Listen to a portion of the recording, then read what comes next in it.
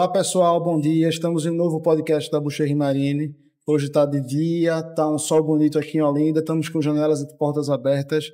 Vou receber meu amigo Léo, que é cirurgião plástico, tem 15 anos de experiência na área, é especialista em rejuvenescimento facial, entusiasta do estilo de vida. E aí, Léo, seja bem-vindo ao podcast da Bucherri. Pois é, obrigado aí pelo convite. Como você falou, né? Eu sou especialista em rejuvenescimento facial e eu adoro estilo de vida e longevidade. E aí, quando você me convidou falando sobre vinho, envelhecimento, aí cai bem, né? Eu queria que tu me contasse um pouquinho da tua história. Como é que você chegou até aqui e por que você escolheu a cirurgia plástica? Me fala um pouquinho. Então, eu tenho 20 anos de formado em medicina.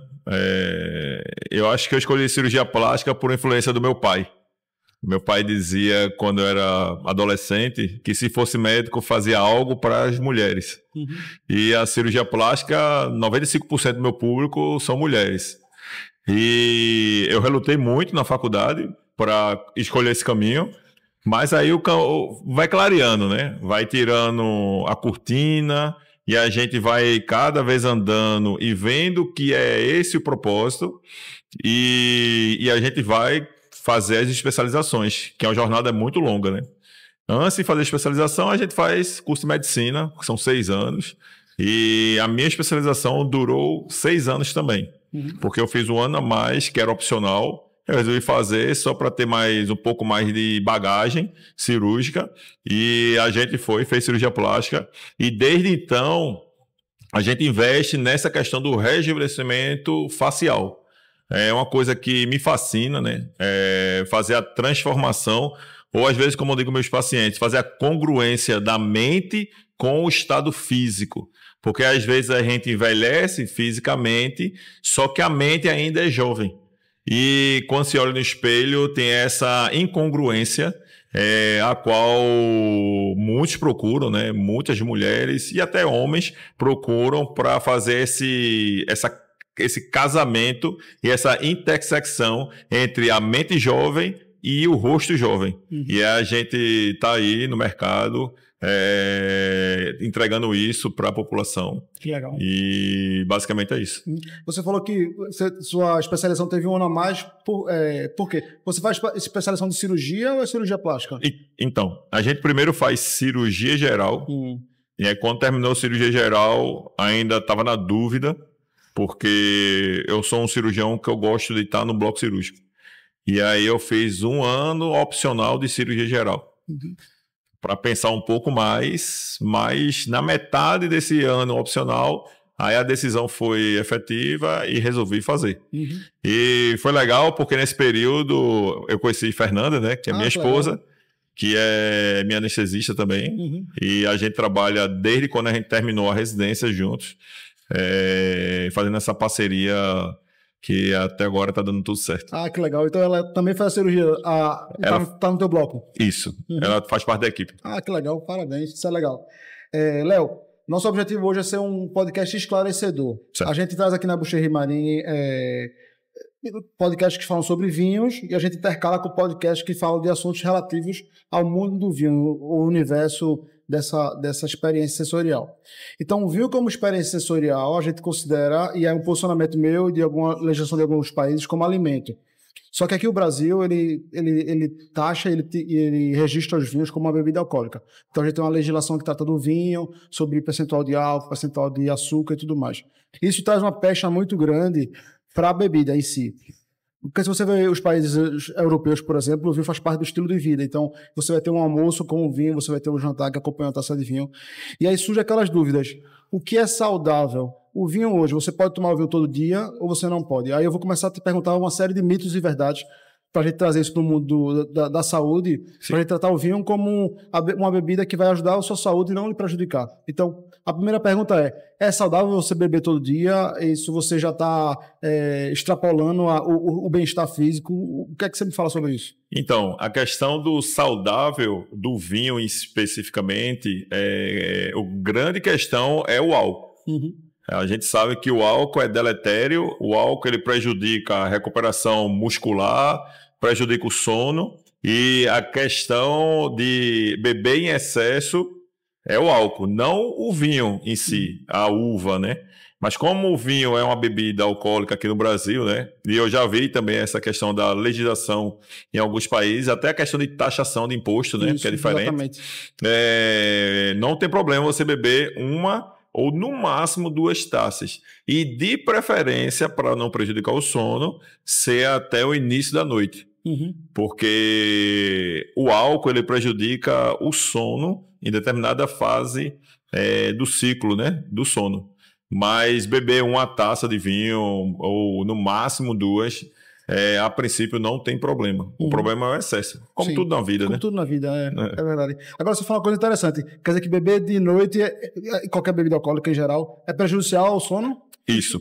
Porque o pessoal toma um vinhozinho para relaxar, chega em casa. Como é que é isso? O álcool, né, como eu te falei, né? Eu sou entusiasta desse estilo de vida e da longevidade. E para a gente chegar na longevidade, a gente tem que dormir bem também. Né? Verdade. E eu estava vendo um artigo, o álcool ele prejudica aquele sono de recuperação. E por isso que é explicada a ressaca. Sim. Entendeu? Isso é uma pergunta né? Isso é uma pergunta que eu já ia te perguntar. O que era a ressaca? Um dos motivos, né? Sim. Porque você prejudica aquele fase do sono de recuperação, aí você acorda muito cansado. E, claro, tem outras coisas da ressaca, que é a desidratação e até o efeito catabólico do álcool. Mas aí, prejudicando essa fase REM, aí vai fazer com que você não tenha uma recuperação do sono. Aí por isso que alguns advogam, quem tem problema de dormir, né? Beber até 6 horas da noite. A nutróloga lá da clínica, ela diz que só bebe até 6 horas da noite. A partir daí, não bebe. Mas quem tem problema com sono. Pensando nisso, dormir de que horas? 10, 9? Isso. Porque ele vai prejudicar naquela fase do sono REM. Então você bebe que é o final 4 horas antes de dormir. Você só pode beber, em tese seria isso. Mais ou menos isso. Isso, entendi. Interessante. Não sabe, isso é um problema, né? Porque em geral a gente bebe de noite. Pois né? Aqui no Brasil, né? Normalmente a gente bebe muito de noite, jantar, essa coisa toda. Mas, claro, a gente não pode também levar isso no extremo, né? Porque o extremo é ruim na vida também. Porque se a gente for, agora não vou sair para jantar porque vou beber e eu não quero por causa do meu sono. Aí também vai ficar uma vida chata. Você tem que ponderar o que você vai consumir, né? Se você acha que, vou pro jantar aqui no Marri, lá um ambiente legal, vou tomar um vinho, não tem problema não. Aguenta o sono no outro dia. Sim. Nossa. Eu tenho um amigo que ele é atleta, ele corre maratona. Ele tem uma rotina de tomar vinho de noite, quintas, sextas. Só que aí, como ele precisou focar na maratona, ele começou a treinar sextas, sábados e domingo de manhã. E aí ele falou que a recuperação dele, depois que ele tomava vinho, e o desempenho dele no treino no dia seguinte era péssimo. Então ele agora só toma vinho até terminar esse ciclo de maratonas dele nos domingos, almoço. Então interfere também na questão muscular, essa questão do vinho. Porque ele não toma nem de dia nem de noite. Ele parou de beber e só bebe nos domingos. Mas tudo, Zé, é o álcool, entendeu? Não é a uva. Sim. É o álcool que prejudica a recuperação muscular. A gente vê, né? O pai do futebol. Sim. A gente olha aqui em Pernambuco, não sei qual é o teu time, mas a gente vê que quando o jogador sai pra barca, né? Aí ele tá lá enchendo a cara de noite, ele já começa a diminuir o rendimento dele no campo. Sim. E principalmente quando a gente vê atleta de alta performance, isso é muito importante, né? Mesmo a gente que não é atleta de alta performance, mas você faz um treino extenuante e aí depois... Tenho muitos colegas que faziam isso, né? Não sei se fazem ainda. Faz um treino maratona. Eu já corri maratona. Já. Aí você faz um treino lá no sábado, corre 25, 30 quilômetros, e aí depois começa o churrasco e enche a cara. Sim. Aí você prejudica toda a recuperação muscular. E aí aumenta o risco de lesão, aumenta o risco de ter até prejudicar a performance e o rendimento. Não sabia. Foi Maria. Quer dizer que você já correu uma maratona? Já, 2. 2? E como é que foi seu preparo para isso? Você tirou também o álcool do treino ou você foi uma coisa mais... Bem sinceramente, hoje eu bebo muito menos do que na época que eu corri a maratona. Depois que eu tô bebendo muito menos e normalmente é vinho, porque é uma bebida mais leve, né? O teu alcoólico é menor. E o índice glicêmico também é menor do que a cerveja, que é outra bebida que eu gosto. E o vinho, ele confraterniza muito, né? Uhum. Tá muito envolvido. Você sai com a esposa, aí toma um vinho. Tem um ritual, né? O vinho tem um tem ritual. um ritual para tomar. Que eu acho Né? que o mais legal do vinho, além da complexidade de cada taça ali contar uma história, é a ritualística de você beber isso, né? Isso. A diferença é chegar, você abrir uma cerveja e começar a beber. Pois é.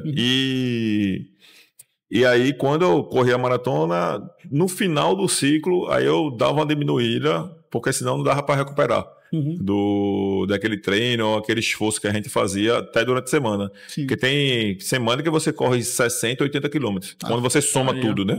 Sim. Aí é muito desgaste e acaba você não conseguindo acordar cedo e rendendo. E por causa da maratona, e aqui em Recife, né? Recife é muito quente, então a gente tem que começar a correr muito cedo. Sim. Eu acabei mudando de esporte porque Fernanda, ela não... socialmente era muito ruim. Sim. Porque eu perdi a sexta, porque eu tinha acordado de 4 horas da manhã no sábado. Aí eu mudei de esporte e hoje eu pratico tênis. Sim. Que pelo menos não tem hora, né? Qualquer horário eu posso ir lá e praticar. E mesmo bebendo, na sexta, por exemplo, eu posso chegar e jogo de 11 horas da manhã de boa. Dá tempo de recuperar o organismo. Isso. Ah, legal, interessante. E aí, falando sobre a questão do álcool, que a gente está nesse tema agora, muito se pergunta se você misturar bebidas alcoólicas na noite ou no almoço, você vai tomar vinho, depois toma uísque, depois toma cerveja, ou você toma vinho, no final você termina com licor. Isso muda alguma coisa na recuperação do organismo? Ou você pode beber a bebida que for e a recuperação vai ser a mesma? Como é que funciona? Olha, eu não vou te falar cientificamente, porque eu nunca li trabalho, tá? Certo. Mas... pela sua experiência, você até como Isso atleta. Que eu ia falar. Eu acho que a soma da quantidade de álcool que vai prejudicar. Por exemplo, você bebe o vinho. Quando a gente vai lembrar a química, né? Sim. Aí tem uma concentração de 13%. Sim. Aí você bebe um uísque. Aí tem concentração de 50%. 40%. Aí vai para cerveja, 4%. Isso. Aí o licor, normalmente é uns 30, né? Isso. 20 e pouco. Então aí você, quando vai somar tudo, tem uma gramatura ali de um percentual de álcool que você bebeu, que eu acho que isso prejudica. Porque vai desidratar, vai inflamar o fígado e vai... vários metabólicos ali que vai prejudicar o sistema nervoso, que aí vai provocar toda aquela questão da náusea, do desconforto, dor de cabeça, tudo isso envolvido. Esses sintomas que você falou, eles são ligados diretamente a isso, inflamação de fígado, alguma coisa, ou não? É uma sequência de resposta do organismo? Eu acho que não tem nada a ver assim. O fígado é um órgão que ele vai filtrar e vai metabolizar o álcool para poder ser eliminado, né? Em alguns subprodutos. E ser aproveitado outros subprodutos, né? Sim. Como energia. E aí vai para o sistema nervoso central. E aí o sistema nervoso central que ele fica meio torporoso, né? Meio irritante, desidratado. E tudo é o cérebro que vai dizer, pare que senão eu vou apagar você, entendeu? Entendi. Basicamente é isso, assim, a grosso modo, né? Nosso centro de comando. A grosso modo, a população leiga. Sim. Basicamente é isso. O nosso centro de comando, ele vai dar a resposta para a gente parar ou ficar passando mal, no caso, né? Sim. Dizendo, se tu insistir de novo na próxima vez, tu vai tá ruim. Sim, vai ser pior. Vai ser pior. E aí acaba tendo vômito, essas coisas todas, esse desconforto. E tem colegas que pararam de beber por esse desconforto exacerbado. Mas também tem um nível, né? A quantidade. Isso. Por exemplo, hoje a gente tá aqui, vai tomar uma tacinha de vinho, não tem problema. Não vai dar esse problema todo, né? Isso. Eu tenho um amigo que agora ele é do mundo do vinho, mas ele veio do mundo do uísque. E aí o que ele me falou foi isso, que ele saía para um jantar, por exemplo, aí ele tomava X doses de uísque, aí eles tinham uma ressaca muito forte, no outro dia ele estava acabado. E aí, quando migrou para o vinho, ele consegue uma recuperação muito maior. Mas aí eu acho que isso é mais, não pela bebida, mas pelo teu alcoólico mesmo. Isso. Porque você consegue tomar 5 taças de vinho e 5 taças de uísque, por exemplo, e a resposta de álcool é muito maior, né? Isso. Agora eu vou fazer uma pergunta para você, que é especialista em vinho, né? Gosta, é um entusiasta. Eu já tentei estudar, mas... tem vinho que dá mais ressaca e vinho que dá menos ressaca. É pela fabricação? É a forma do processamento da fabricação. E eu não sei te falar tecnicamente seria a ressaca, mas sim a resposta do organismo. Porque, por exemplo, existem vinhos que para controlar a qualidade dele ou controlar o envolvimento de fatores nocivos na produção, a gente adiciona sulfito. Sim. E aí o sulfito, em tese, em quantidades desproporcionais, eles podem ter uma reação no organismo. Que aí, isso é o que a gente entende pelo mundo do vinho, né? Do lado do sommelier. Então, no processo de fabricação do vinho, existem alguns ingredientes que podem ser colocados ou não, que vão dar um efeito final na bebida. Então, talvez... Eu tenho muita resposta aqui, por exemplo, que a pessoa passa mal no outro dia quando bebe muito vinho tinto, porque tem aquele esforço tânico, aquele peso que vai no organismo. Sim. E aí, no branco, já em parâmetro, é muito de sulfito, porque como o branco ele precisa de uma temperatura mais baixa para a produção, aí os produtores adicionam mais sulfito para poder preservar ele na cadeia toda. Ah, entendi. Entendeu? Então, é mais as adições do vinho. Hoje, o mundo está sempre nesse negócio do ser saudável, de produzir saudáveis. Então, os vinhos hoje estão guinando para uma estratégia mais biodinâmica. Então, eles têm muito... Hoje a gente tem uma quantidade muito maior de vinhos no mercado que tentam adicionar o mínimo possível de intervenção humana, o mínimo possível de outros compostos que não sejam a fermentação alcoólica natural dali, entendeu? Eu fui para Bento Gonçalves e escutei esse negócio. Biodinâmica, né? Biodinâmica, isso. É uma fabricação lá, tem até um produtor pequeno, assim, que só produzia caseiro. Provei até uns vinhos biodinâmicos. Bom, não tem muita diferença, né? Assim, Em geral, o maior desafio hoje do vinho biodinâmico é a longevidade. Do vinho. Porque como a gente começa a colocar muitos compostos químicos no vinho, a gente consegue segurar ele por mais tempo, fazer viagens de navio para fazer as importações e tudo mais, que no biodinâmico ele pode sofrer um pouco mais. Mas como se fosse o vinho rosé, por exemplo, que tem aquela idade X para você tomar, senão ele começa a declinar muito rápido. Então, o vinho rosé, em geral, quanto mais jovem, melhor, em geral. Então, os vinhos tintos a gente consegue preservar mais porque ele vai ter ali uma acidez maior, vai ter os taninos, vão ter lá alguns elementos químicos que aumentam a longevidade dele. Então, hoje o desafio do biodinâmico é a gente conseguir que os vinhos eles se comportem de uma forma mais adequada na garrafa e que a experiência do cliente seja a mesma em safras diferentes. Então, eu vou lá tomar um biodinâmico desse que você provou. Da safra 2022, ele vai lhe aparentar de uma forma. Se você for para a safra 2023, claro, o mundo mudou, o clima mudou, alguma coisa mudou, ele já é um vinho diferente. Entendi. Então, a gente não consegue mais criar uma marca se a gente for pelo biodinâmico sem intervenção humana. Então, esse é o desafio dos vinhos biodinâmicos hoje. Mas, cada dia mais o mundo pede por isso. Então, na França já tem os selos, vinho bio, que eles chamam lá, são os vinhos que têm pouca manifestação humana na produção dele, entendeu? Entendi. O pessoal começa a brincar, costuma brincar muito, que os vinhos biodinâmicos são aqueles que você tem que plantar no dia que a lua está de tal jeito, chegou um vento de tal forma, choveu naquele dia, você planta, aí você espera o lobo uivar para poder colher, pronto. A ideia do biodinâmico é muito mais pensando nisso. Mas é legal, é uma coisa que está crescendo muito no mundo do vinho. E aí eu acho que talvez para o organismo deve ser menos impactante, né? Acredito que deve ser mais saudável em tese. Pode ser, né? Não tem aquele negócio, né, que eu tinha visto até um meme, né? Sim.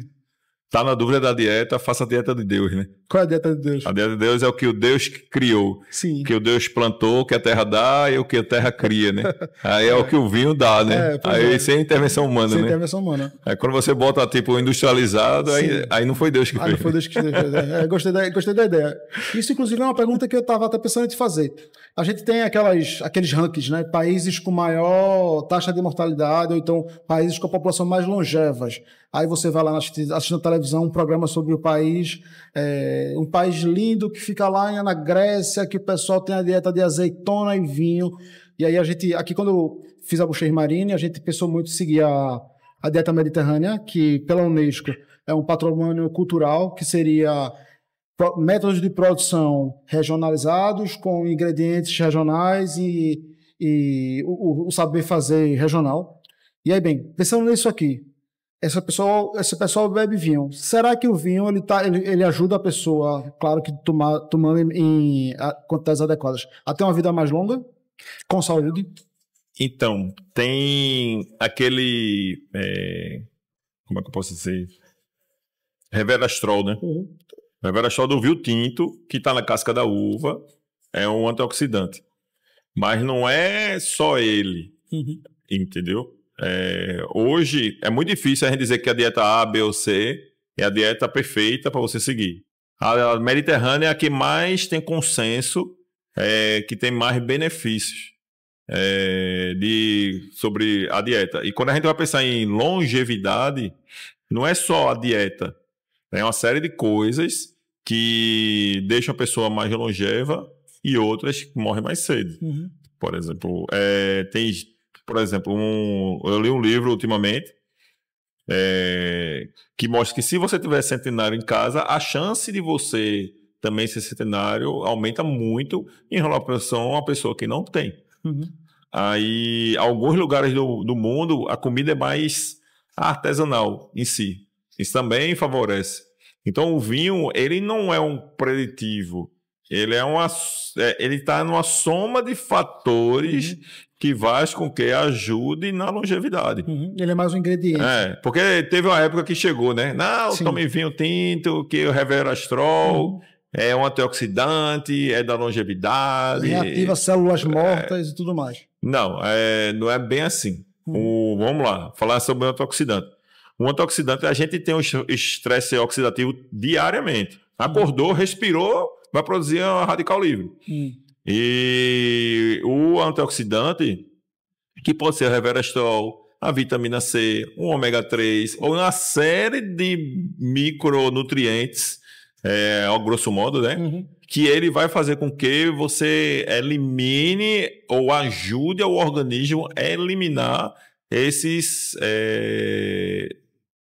fatores oxidantes, que é da respiração, do estresse, né? Do fumo, da comida industrializada. Isso é um subproduto que fica no nosso organismo? Esses radicais livres a gente respirou, quando a gente respira, queima na célula e vai liberar um antioxidante. É o O-, se não me engano. Oxigênio menos, né? A molécula lá. E eu não me lembro disso. Certo. E aí a gente tem que limpar isso. A gente tem que fazer com que o corpo limpe. Eu fiz atividade física intensa, correr uma maratona. Vai liberar um bocado de oxidantes. Sim. E a gente tem que eliminar aquilo ali. Isso só você falou, eu me lembrei. É aquele caso que o pessoal tinha quando começou aquela febre dos crossfits, que o pessoal tinha aquelas doenças porque fizeram... Não, ali é o seguinte.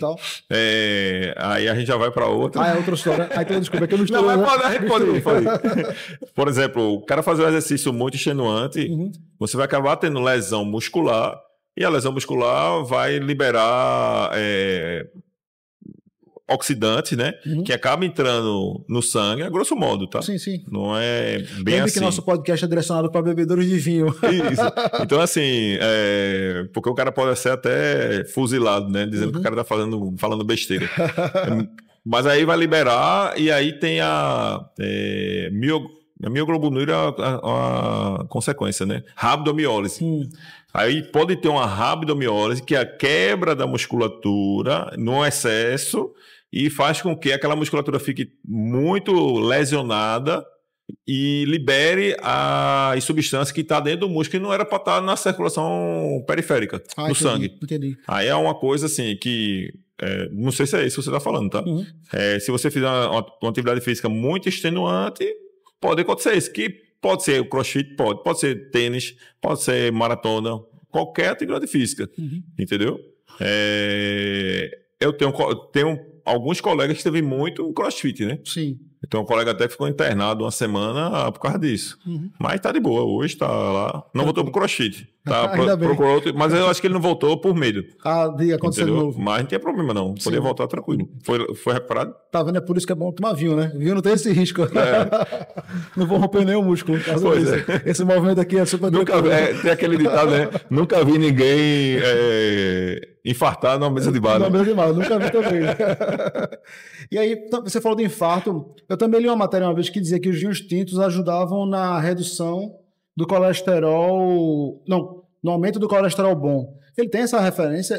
E quando você fala disso, os polifenóis do vinho e tal, interferem no nosso organismo, isso seria uma coisa muito impactante? Isso realmente só é um impacto disso? Ou é como você falou, é só mais um ingrediente dentro de É só mais um ingrediente da receita. Então a gente não pode tomar vinho como remédio, é vinho como um alimento. É vinho como alimento e em doses controladas. Certo, né? entendi. Homeopáticas. Homeopatia é isso, né?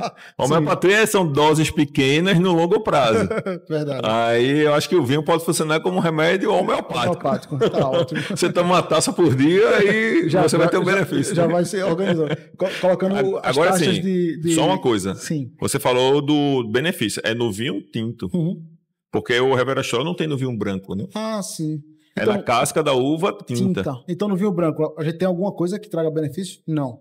É só o prazer. Que eu saiba, não. Entendi. É só prazer. Agora sim, a gente vira aqui em Recife, né? Sim. Nordeste, Pernambuco, calor. Aí é o que é melhor é o vinho branco ou o rosé. Sim. E é o que a gente menos bebe. Quando a gente começou a Bucha-Rio, no nosso primeiro carnaval, eu trouxe um estoque enorme de vinho de rosés e espumantes. Achei que a gente ia bombar no carnaval. A procura continua a mesma. O pessoal não consegue ainda associar o calor... Mas falta educação, né? Falta muita educação. Muita informação. E porque vinho é muito... Eu costumo dizer, o sommelier, quando indica um vinho, ele tem que ser certeiro, porque a pessoa só tem uma chance. O cara vai pedir só uma garrafa de vinho. Quando chega com a esposa para jantar, ele vai tomar uma garrafa de vinho. Então, se a gente indicar um vinho ruim, acabou a experiência. Então, muito do cliente também, quando ele chega para tomar um vinho, ele vai querer tomar aquele vinho que ele já tem uma memória, uma lembrança, para poder ele não errar, né, a conta. Então, pronto, eu acho que a população costuma beber muito vinhos tintos ainda hoje, com medo de arriscar, né? Agora, só uma curiosidade. Eu fui em Bento Gonçalves, aí eu conheci eu não sei nem como é que se chama, o cara que planta o vinho. Enólogo é quem faz a química, né? Que produz o vinho. Pronto, eu não sei se ele é enólogo, era o dono do lugar. Sim. Ele pode ser o dono e o enólogo, né? Pode ser também. E aí ele falando lá que a gente tem as duas narinas, e ele fez o teste comigo, mostrou um atlas de otorrinolaringologia lá, falando sobre o olfato. Aí ele disse que nas duas narinas, a gente consegue sentir o cheiro, o terroir, aquelas coisas todinhas, né? Sim. Que a gente chega, mora, não sei o quê. E a outra, só álcool. Ele fez até eu fazer um teste na hora lá, e com café. E é impressionante. A gente tem as duas narinas. A gente sente mais o cheiro das coisas, e o outro você não sente. Só vai sentir o cheiro do álcool, no caso do vinho. É porque a gente tem um lado dominante, né? Do organismo. Aí quando a gente tende a girar a taça, que vai liberar o álcool, porque o álcool é a substância que libera mais rápido do vinho. Então você começa a liberar aqui álcool. Eu estou fazendo isso, eu estou liberando o álcool dele. Então, em geral, o álcool é a substância mais pujante que você vai ter no seu olfato, né? E aí, quando você começa a aprofundar a análise sensorial, você consegue perceber referências com substâncias que você tem na mente de suas experiências passadas. Então, quando o pessoal cheira o vinho e diz, estou sentindo aqui aromas cítricos. Na verdade, o aroma cítrico que a gente está sentindo aqui não é porque tem nada necessariamente ligado a essa fruta na taça. Sim. Mas que aqui dentro da composição química desse líquido, ele vai liberar algumas substâncias que são semelhantes a o que uma laranja vai liberar para você, por exemplo. Então, um limão aqui está mais para lima. Entendeu? E aí, quando você faz isso do nariz, eu acho que é mais pela questão da percepção do lado dominante do olfato. E aí eu li um livro sobre um médico, inclusive um médico, ele é cirurgião. Eu acho que eu vou até lhe mandar esse livro depois. Um cirurgião falando sobre como o vinho ele entra no nosso organismo. Aí ele faz a análise sensorial do vinho primeiro pelo olfato.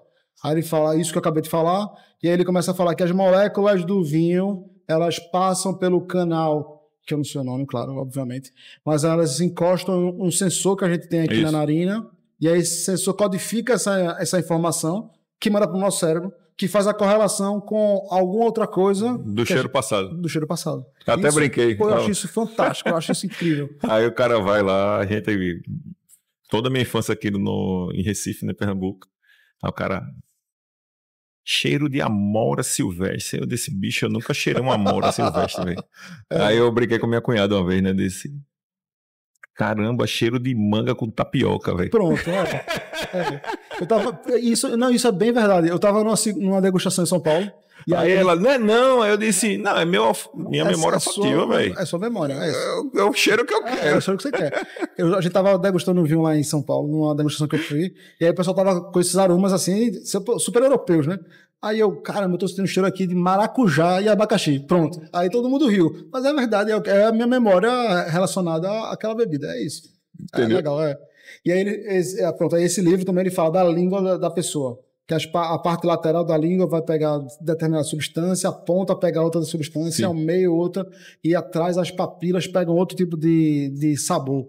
Eu achei isso fantástico, porque a gente começa a entender um pouquinho do que está acontecendo ali, né? Sim.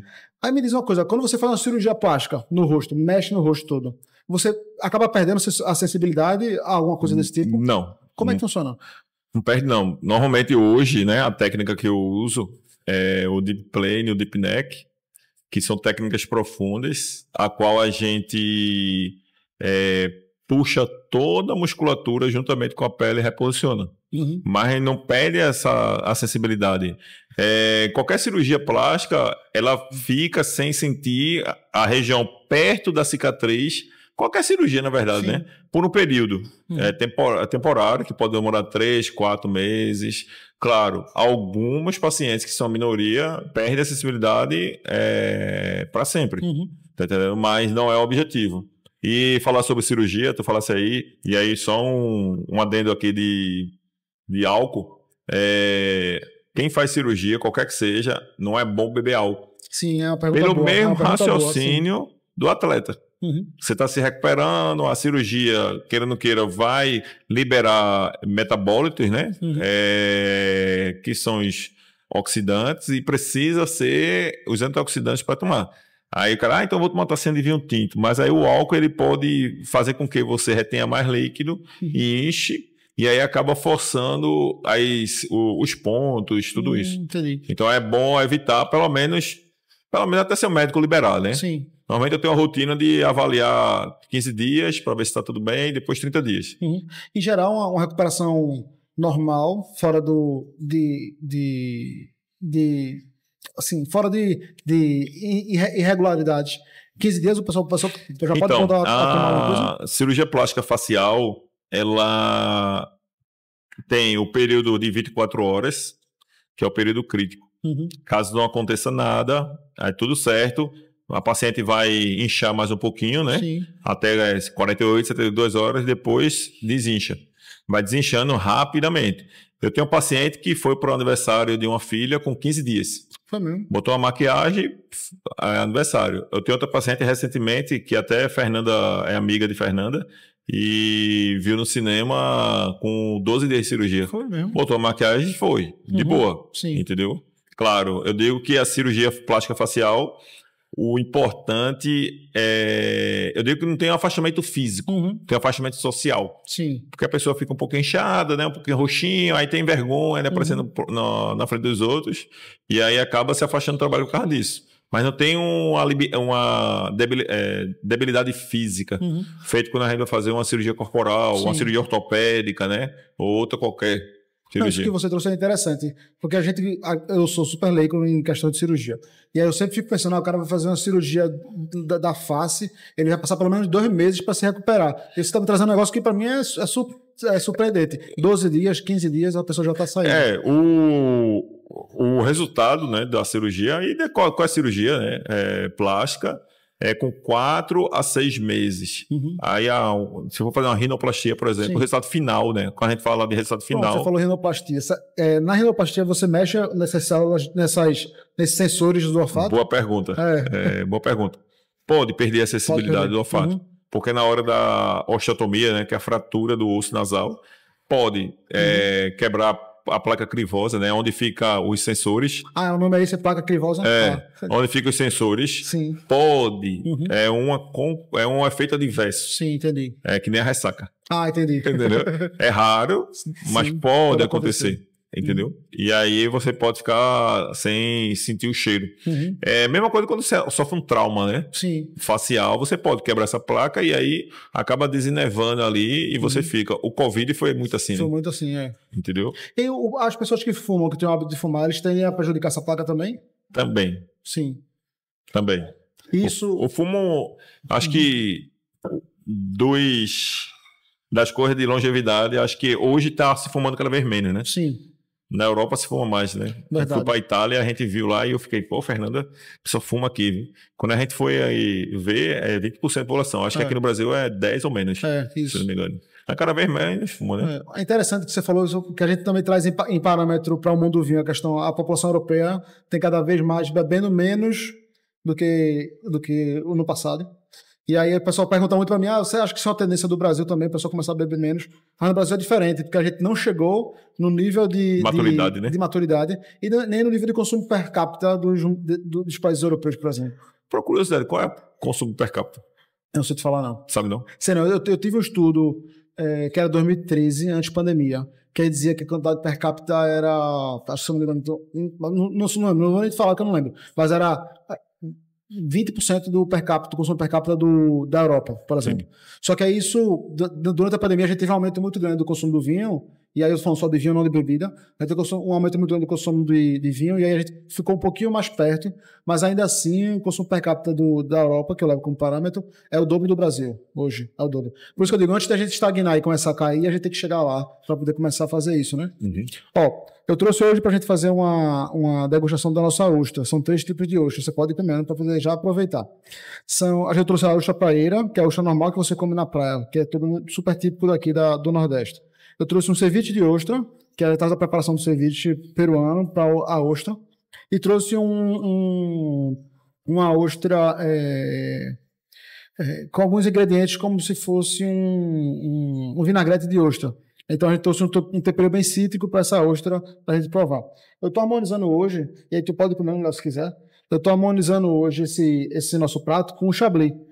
A harmonização típica, clássica da literatura é chablis com ostras, porque o terroir lá da região de Chablis é uma sub-região da Borgonha, a área lá ela tem um sedimento calcário de muito mineral. Então isso traz uma salinidade muito grande no paladar. E aí, quando a gente harmoniza com a ostra, que tem a salinidade, o iodo natural de um animal que filtra água salgada, então ele tende a aumentar mais a sensação da salinidade na comida. E aí, como ele é de uma região fria, Chablis é uma região mais fria, ele tende a deixar muita acidez. Então, é um vinho que tem uma acidez muito boa. Então, essa acidez desse vinho, junto com a ostra, é uma harmonização muito clássica na literatura.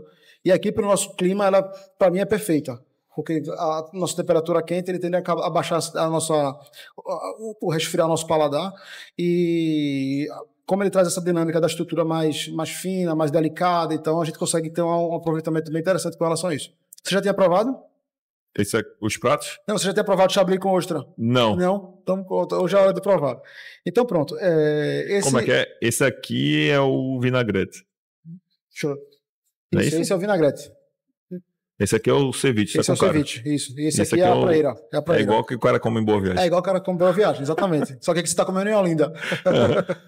A gente traz as ostras daqui, a gente traz em parceria com o Ostramar. O Ostramar é de Cassiano, um grande amigo meu. E eles fazem o processo de filtragem da ostra bem rigoroso. Porque a gente tem muito medo de trazer produtos que podem dar algum problema no consumo. A gente trabalha com frutos do mar, então a gente tem uma preocupação dobrada com relação aos nossos produtos, os nossos fornecedores, né? Então essa ostra dele aqui é aquela ostra que você pode comer o balde todinho, que você não vai ter problema depois. Entendi. Entendeu? E... só curiosidade, esse teu amigo aí, o Ostramar, né? Ostramar, isso. Ele é cativeiro, é? Na verdade, ele tem fazendas de camarão dentro do mar. Entendi. Lá no Tibau do Sul. Então ele tem uma região de mar que ele bota lá como se fossem ilhas de cultivo de e aí lá dá ostra, assim. Lá dá ostra. Massa. Aí ele fornece de vários tamanhos. Aqui a gente pega desse tamanho, que eu nem sei te falar qual é, mas é o tamanho padrão da gente. A gente fez um jantar no convento, que a gente tem eventos no convento que a gente faz em Convento São Francisco. É o convento franciscano mais antigo do Brasil. A gente costuma fazer alguns eventos lá. E a gente fez um evento lá que o chefe tinha pedido uma ostra grande. Eu falei, Cassiano, estou precisando de uma ostra grande. Ele disse, não tem problema. Ele mandou uma ostra que era quase o tamanho da minha mão, assim. Enorme a ostra. Mas disse que as menores são melhores, né? Depende do objetivo, né? Eu acho que as menores concentram mais sabor. Então, quando você mastiga, você sente mais mar nela, você sente mais essa questão da salinidade em si. As maiores, eu acho que como elas têm um processo de massa muito maior, eles acabam passando menos sabor. Eu acho que o conceito maior é esse. E aí eu gosto mais das maiores para fazer um gratinado, por exemplo. Porque quando eu boto gratinado numa pequena dessa, eu acho um crime, porque eu acabo correndo o risco de perder o sabor da ostra. Dependendo do gratinado, se você sente queijo, se não sente ostra. Aí eu comer com pão. Então, nas maiores, que já tem um sabor um pouco menor, eu consigo fazer um gratinado mais tranquilo, sem interferir muito no sabor dela. Entendi. Então, é mais preparo. É igual vinho, né? Tudo é ocasião. Por exemplo, hoje está uma ocasião perfeita para a gente tomar esse vinho. Mas se fosse de noite, no dia frio, numa chuva, a gente está tomando vinho com mais esforço de degustação e mais efeito tânico, que aí ele traz aquele calor, aquela sensação diferente, né? Os vinhos daqui são a maioria franceses, né? 30% da carta da Boucherie são franceses, 30% da gente. Mas na nossa loja de vinho, a gente tem uma loja de vinho online e lá é mais pulverizado. A gente tem vinhos da Alemanha, tem África do Sul, aí Itália, Portugal, Espanha, Alemanha, França, obviamente. A gente tem algumas coisas da Hungria, aí a gente tem Brasil, Chile, Argentina, Brasil, claro. A gente tem uma coisa dos Estados Unidos. Vou pedir um cupom, viu? Hã? Vou pedir um cupom para os seguidores. Pode pedir. Qual é o cupom? Eu já vou criar hoje no site. Diga lá qual é o cupom. O cupom Léo. Deixa eu provar esse ceviche aqui. Fica à vontade. E aí, esse vinho que eu trouxe, eu gosto pra caramba desse produtor, Alberto Michaud. Então, quem me conhece sabe que eu traria eventualmente um vinho deles. Esse é um produtor da região da Borgonha, muito antigo. E aí ele acabou que aumentou a produção dele e começou a fazer vinhos em outras regiões da França. Ele tem alguns projetos bem interessantes que são inovadores no mundo do vinho. E aí eu gosto muito quando eu trago os vinhos dele, porque eu sei que é a certeza de ter uma qualidade e entregar o que a gente espera do vinho. Bom. E aí, o que achou da harmonização? Peguei o ceviche. Pegou o ceviche? Boa. Muito bom. Legal. O ceviche é bom, que traz muita refrescância, né? Isso. Legal. Adoro ceviche. Principalmente de peixe. De peixe? Pronto, ótimo. Eu gosto de cozinhar também. Aí eu sou de Noronha, né? Ah, sim. Sabe. Pronto. Então você adora frutos do mar. Aí eu já fiquei pensando em levar um chabliszinho desse para Ano Novo. Pronto, excelente. Combina perfeito. Daí você gosta de cozinhar, o que é que você gosta de fazer? Caramba, eu gosto muito de fazer um carbonara, ceviche. Sim. Eu gosto quando eu trago peixe de Noronha. Sim, que legal. Que é um peixe bem fresco, né? E aí fica outro sabor. E basicamente esses dois. Mas eu gosto quando eu tô junto com uma funcionária que eu tenho. Sim. Que a gente tá pegando a receita e vai fazendo. E a gente tá ficando especialista em risoto. Ah, que legal. Me conta, tu risoto é de quê? E como é que tu faz ele? Risoto é coisa séria, viu? Na verdade, os últimos foi tudo de fungo, né? Sim. Fungo com filé. Não, pega a receita na internet mesmo. Pô, você falou fungo com filé. A melhor harmonização que você pode trazer aí é trazer um Pinot Noir. Pinot Noir? Porque o fungo ele vai trazer aquele elemento terroso pro teu prato, junto com a suculência da carne, que já vai trazer um vinho tinto, vai perder vinho tinto. E aí tu vai trazer uma liberação maior de aromas terrosos e de sensação mais terrosa. Aí a gente falando de longevidade, né? Sim. E existe aquele negócio, né? Que quanto mais velho, melhor o vinho. Sim. Aí até aquela idade. Não, eu sou que nem vinho, né? Envelheço quando melhora quando envelheço. E aí, como é que é a ciência desse negócio aí? Veja, em geral, não é todo vinho que envelhece bem, nem é todo vinho bom que você vai esperar que ele vai envelhecer. Em geral, os vinhos brancos eles não envelhecem adequadamente, salvo aqueles de boa acidez. Os vinhos tintos, por sua vez, eles conseguem envelhecer muito melhor, porque além da acidez, eles vão ter outros elementos ali. O tanino ajuda a manter o vinho, a fruta ajuda a manter o vinho. Então, os vinhos que têm um método de produção adequado e são armazenados adequadamente, eles vão ter uma vida bem, bem maior. Que é igual a gente, né? O organismo da gente. Porque o vinho está sempre se desenvolvendo, o vinho está sempre lá, passando pelos processos dele de fermentação natural dele. Trabalhando. Trabalhando, o vinho está sempre trabalhando. Então aqui a gente vai ter os taninos disputando com os antocianos, que é quem vai sobrar do vinho no final. E aí os vinhos eles envelhecem até determinado momento deles e a partir daí eles declinam, eles caem em declínio. E aí você consegue observar o amadurecimento dele tanto no visual como no olfato e claro no paladar. Então nem todo vinho antigo ele vai estar bom, porque até um vinho que tem possibilidade de guarda, se ele não for adequadamente guardado, ele não vai envelhecer legal. Porque o sol, quando bate na garrafa, ele vai ter um efeito, o calor na garrafa vai ter outro efeito. Então, os melhores vinhos são aqueles que são guardados lá no escuro, sem trepidação, sem movimento, lá deixando o tempo dele agir. E aí tem aqueles vinhos que são muito tânicos, então eles precisam de estão muito estruturados, estão muito estrutura na boca, então eles precisam lá que o efeito da fermentação dele ocorra por mais tempo para poder eles irem quebrando isso.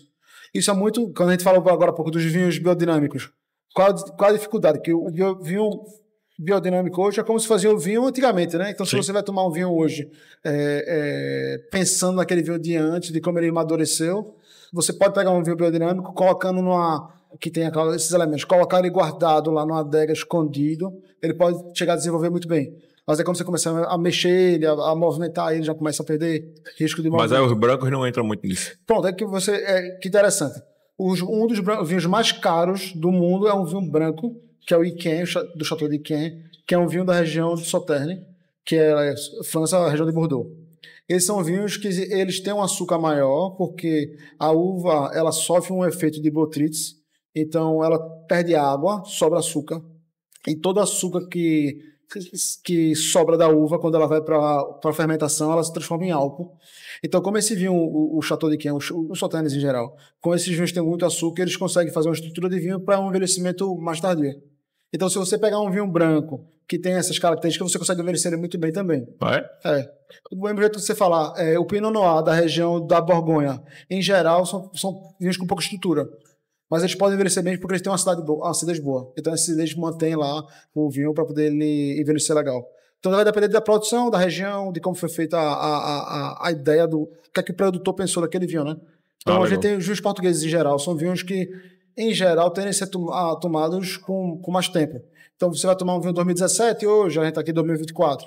17, 19, são vinhos que estão numa época boa de tomar. Você vai pegar um vinho recente hoje, você vai pegar um vinho da uva Baga, que é muita estrutura, você vai pegar um 2023 dele, você vai sofrer, porque vai ter muita pancada na boca, entendeu? Entendi. Então é muito da uva, da produção, da região, que vão entregar o que você vai fazer com o vinho. Aí tu prefere vinho do Velho Mundo ou do Novo Mundo? Veja, Tu prefere vinho? Qualquer vinho? É isso que eu dizer, vinho para mim é igual a roupa. Eu acho que tem um vinho para cada ocasião. Isso para mim é muito marcante, porque você vai comer hoje uma ostra, não tem como você colocar aqui um espumante e um vinho branco com boa acidez, pouco corpo. Porque qualquer coisa diferente disso, você vai agredir seu prato. Aí você vai para um churrasco lá, carne, aquela carne mal passada, você tem que colocar alguma coisa que vá casar com aquilo. Então eu penso muito nisso na hora de escolher o vinho. Mas eu tenho minha preferência pessoal, e aí todo mundo sabe, eu gosto muito dos vinhos franceses. Porque eu acho que eles chegaram num momento de finesse que se adaptam muito bem no meu paladar. E aí eu digo que isso é proposital deles. Se a gente falar dos vinhos americanos, por exemplo, são vinhos que eles são muito exuberantes. Então tem que ter muito de tudo. Que é o paladar daquela cultura, que é o que eles quiseram criar. É o feito americano, né? Hã? É o americano gosta é exuberante, exatamente. Então é muito aquilo.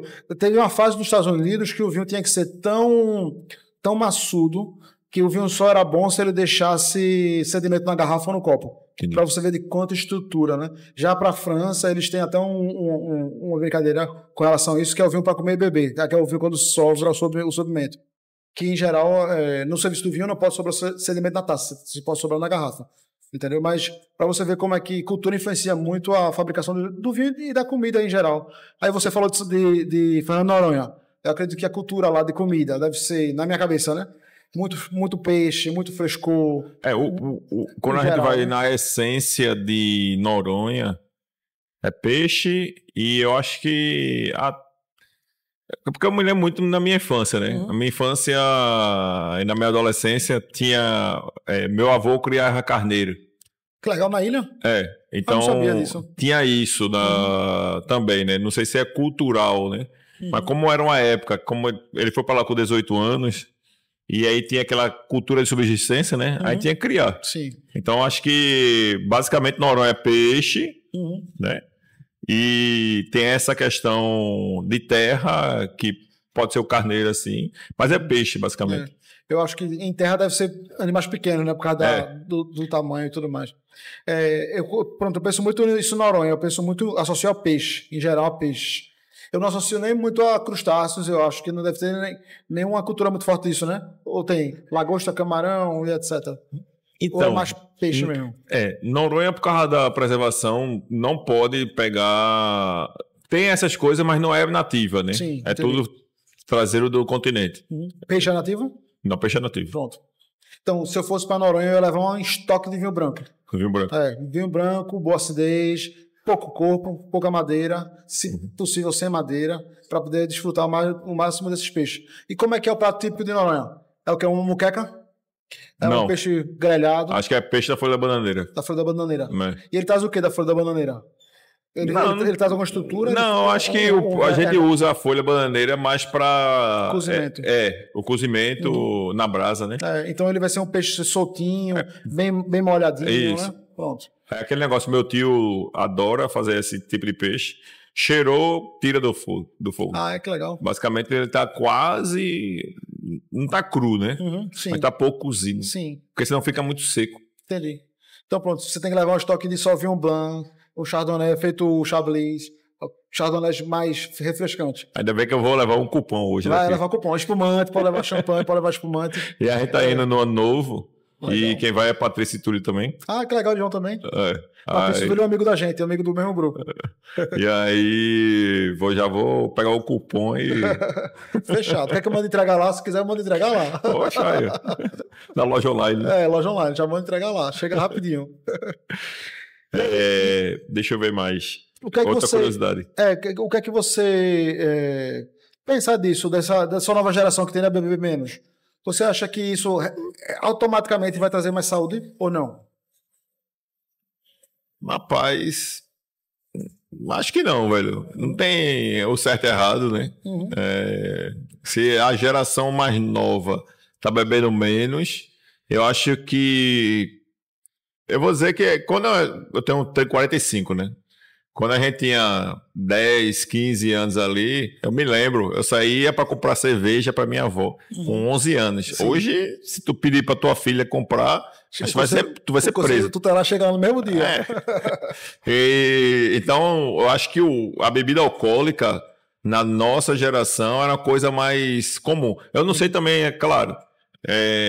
Hoje a gente tá numa faixa social um pouco mais privilegiada. Aí eu não sei como é na faixa mais baixa. Sim. Né? E aí pode ser isso que esteja levando o jovem a consumir menos. Mas eu não acho que não. Acho que é só temporário, ou é uma fase. Ou a pandemia mudou muito os hábitos, né? Sim, sim. Eu tava até conversando com a Fernanda, teve um dia que a gente saiu de um torneio de meia-noite, e aí a gente foi procurar algum lugar para comer, como se fosse uma lanchonete, assim. O Dom Black fechado. Eu olhei assim e disse, pô, bicho, caramba, não tem mais aquele negócio que fica até 3 horas da manhã. Então mudou um pouco os hábitos, por vários motivos, né? A pandemia deixou o pessoal muito caseiro, né? E a violência também um pouquinho aumentada, né? Não sei como é que tá hoje. Mas nessa época era há 2 anos, então isso faz com que o restaurante feche mais cedo. Sim, verdade. Tem um bocado de coisa. Aqui, por exemplo, aqui em Olinda, chega meia-noite e não tem mais nada aberto. Então, é muito difícil ter uma coisa aberta. Mais bar e tudo mais. Em Boa Viagem tem isso. O pessoal do Ilha da Costa, ele continua ainda aberto. E aí é uma coisa muito deles. Eles ficam abertos até tarde, mesmo assim. E você é de Olinda, né? Eu sou daqui, de Olinda. Sempre fui de Olinda. E quando era mais novo? Tu frequentava aqui Eu frequentava, cidade? Mas eu acho que isso é muito típico daqui. A gente não tem restaurante que fica aberto à tarde. Entendi. É só bar. Mas bar você conseguia antigamente mais do que hoje. Hoje você não consegue mais achar um bar legal que fica aberto até muito tarde. Por exemplo, tem o Bar Dom Paulo, que é um bar muito conhecido aqui da gente. Aí um amigo meu foi fazer um aniversário lá, acho que era quinta. E aí eu cheguei lá tarde, porque eu tava trabalhando, vim pra cá, depois fui pra lá. E aí eu acho que 11 e pouca já tava fechando. E era um bar, entendeu? Assim, numa quinta-feira. Então é difícil você pensar nisso. Antigamente não era assim. Isso. Antigamente era até 1 a 2 horas, né? E se não virasse até de manhã. Isso. Eu acho que é muito... Tá virando muito essa questão cultura da gente. E rotina também, né? Né? E é isso. A gente fica... Essa que o seu amigo falou mesmo, que ele para de beber porque senão não consegue se recuperar no outro dia. Acho que hoje em dia o pessoal está pensando muito mais nisso. Pode ser. Dormir cedo para acordar cedo no outro dia, não sei. E qual é o prato principal aqui do restaurante? Polvo. O nosso prato principal é polvo. A gente, desde que abriu, a gente sempre pensou no polvo como o carro-chefe da boucherie. É um dos únicos animais marinhos que não podem ser criados em cativeiros.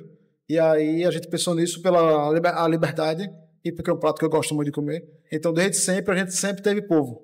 A gente tem polvo de várias formas diferentes. Entrada, prato principal, a gente já fez aqui. Então, todo polvo do mundo é pescado. Todo polvo do mundo é pescado. A gente fez até cappuccino de polvo, que era uma entradinha que levava um queijo, uma espuma de queijo, ficava legal pra caramba. Mas todo polvo hoje ele precisa ser capturado, ele não pode ser criado em cativeiro. Legal. Polvo, Legal. eu adoro polvo, velho. Pra mim, quando eu vou no restaurante e tem polvo, é o prato que eu peço. Pronto, então quando a gente terminar a pauta, a gente já almoça polvo. Combinado. E aí, Léo, a gente tá chegando no final. Quais são as últimas considerações sobre rejuvenescimento, bebidas e etc? Então, eu tenho uma filosofia, né? Que é envelhecer faz parte do processo. Se você acha que você está em incongruência mentalmente e fisicamente, vá procurar ajuda, né? Fazer uma cirurgia, um procedimento estético para essa congruência se aproximar mais, essa incongruência, na verdade, se aproximar mais. E eu, particularmente, eu adoro vinho. Eu não tenho um vinho preferido. E envelhecer saudável para você aproveitar o que o homem faz, né? Porque é cultura. Sim, vinho é cultura, né? E toda garrafa que você abre tem algo especial. Alguém trabalhou ali, alguém fez aquela dedicação e alguém produziu aquilo de maneira ímpar. Isso. Por mais que você vá querer beber o mesmo rótulo, até a mesma safra, as garrafas pode ser diferente. Pode ser diferente. Entendeu? E eu acho que o envelhecimento é esse. Todo mundo vai envelhecer de cada maneira. Alguns vão procurar ajuda para ficar mais congruente, mente e físico. Outros vai querer de uma maneira natural e tá tudo bem. Acho que faz parte do processo da vida e vamos seguir. Vamos lá. Acho que é isso. Obrigado, viu, Léo? Vamos fazer um brinde aqui para encerrar. Obrigado você pelo convite e vamos para as próximas aí. Vamos lá. Pessoal, fiquem atentos na nossa rede social. Já já a gente vai lançar esse episódio e outros episódios. E venham conhecer o Boucherie Marine e compre nossos vinhos. Obrigado.